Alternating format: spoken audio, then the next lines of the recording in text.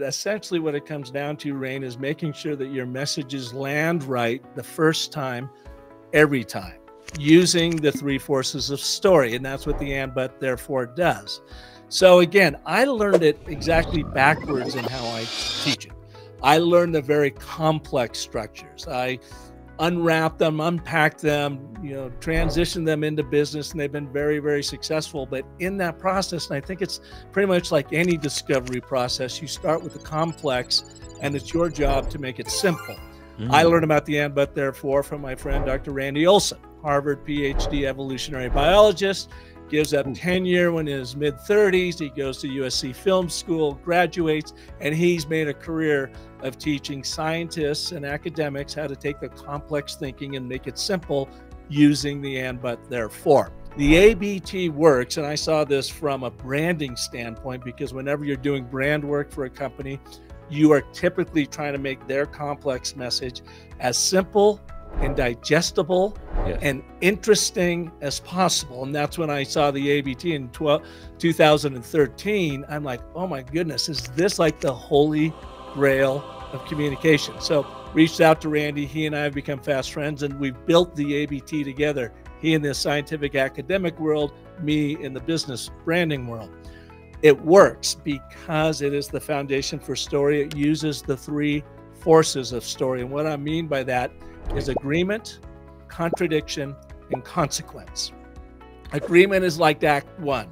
Here's where our setting is. Here, let me introduce you to the character, what they want out of life, what's at stake if they get it, and what's at stake if they don't get it. That's just Act 1. That's exposition. You want to get through that, be as quickly as possible, but being crystal clear as to what that is. Then you introduce Act 2, or the problem, the journey, right?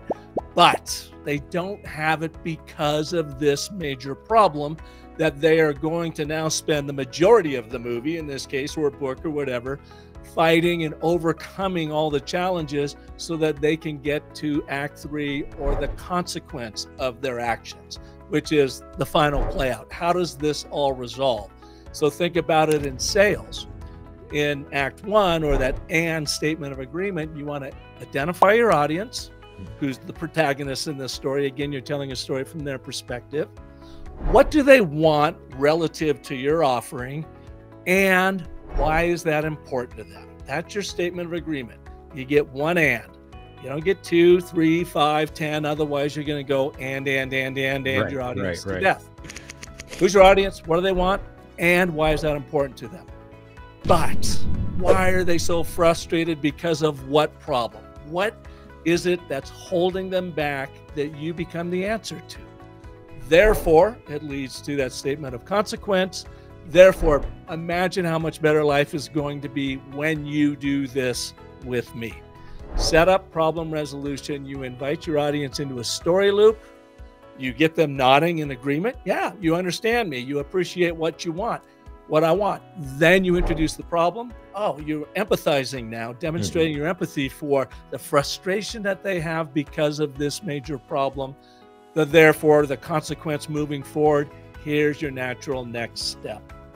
So you use the ABT in all of your communications, not just branding, not just sales and marketing, in your emails, in your setting up a show, finding the through line theme for a podcast. I mean, you use it everywhere because you're thinking in this agreement, contradiction, consequence, force, the 3 forces of story.